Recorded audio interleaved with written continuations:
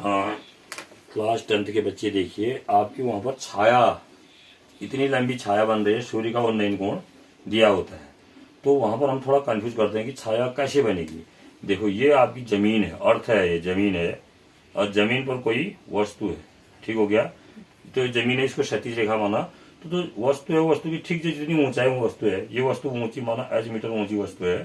तो ये तो ठीक इसका शिखर है, शिखर के स्थान पर इसको भी हमने पहला लाइन हमने इस पर खींच दी है। ये इसको हमने पहला लाइन खींच दी। और सूर्य का जो उन्नयन कोण बनता है, देखिए सूर्य का उन्नयन कोण का मतलब क्या हुआ, ये कोण जो बना हमारा, ये जो कोण बना वस्तु, सपोज करो ये कोण बन रहा है, कोना ले लेते हैं हम, ये सूर्य का उन्नयन कोण बना। ये वाला जो कोण बना, ये सूर्य का क्या बना, उन्नयन कोण बना, सूर्य का उन्नयन कोण है ना। सूर्य का उन्नयन, तो छाया की लंबाई क्या होगी कहेंगे तो इसी लंबाई को हम नीचे भी ले जाएंगे, इसी लंबाई को हम नीचे भी ले जाएंगे। तो देखो ये इसको ले जाएंगे, ये इतना लगा। तो जो हमारे पास ये बन रहा है, ये जो बना हमारे पास, देखिए ये जो दूरी बनी है, इतनी जो दूरी बनी, ये क्या होगी, छाया। ये क्या होगी, यानी कि ये वस्तु है। देखिए ये वस्तु है और छाया कौन सी है।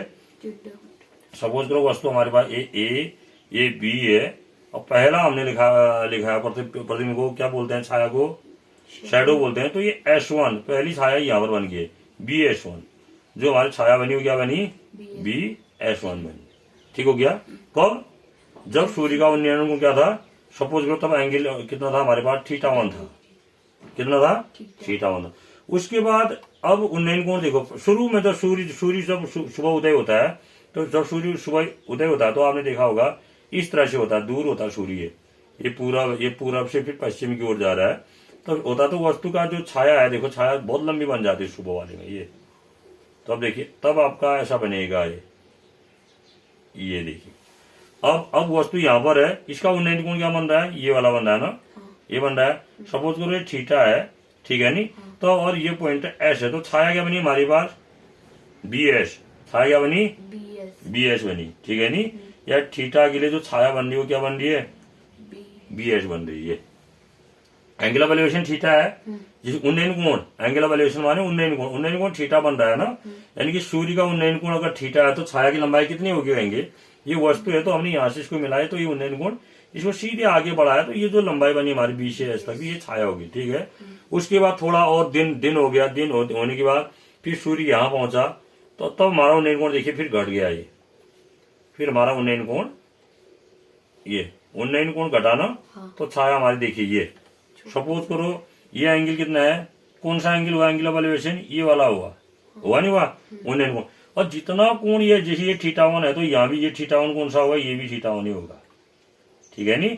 क्यों, क्योंकि आपको पता है दो लाइन अगर समांतर है ना, तो ये कोण, दोनों कोण, ये कोण और ये कोण क्या होते हैं, बराबर। क्या बोलते हैं इनको, अगर दो समांतर रेखाएं, इनको एक कॉरेस्पॉन्डिंग एंगल, और हिंदी में बोलते हैं संगत कोण। क्या बोलते हैं, संगत कोण बोलते हैं। ऐसी ये कोण θ है, तो कहां तक θ जा रहा है, ये जा रहा है नहीं θ, कहां पर जा रहा है θ, ये। तो ये कोण भी कितना होगा, θ होगा। ठीक है। अगर उसके सपोज करो ये कोण θ2 है, तो ये कोण भी कितना होगा, θ2 ही होगा। आ रहा समझ में। तो तब छाया क्या बन जाएगी, BS2। क्या बनेगी, देखो ध्यान दो इसको, θ के लिए BS बना, θ1 के लिए क्या बना, θ1 के लिए BS1 बना। क्या बना, θ2 के लिए क्या बना, BS2 बना नहीं। तो इस तरह से छाया बनती है। छाया का मतलब इतनी लंबी छाया बनेगी। ठीक है नहीं। उन्नयन कोण जितना कम होगा, उन्नयन कोण जितना कम होगा, छाया उतनी बड़े बनेगी। ठीक है नहीं।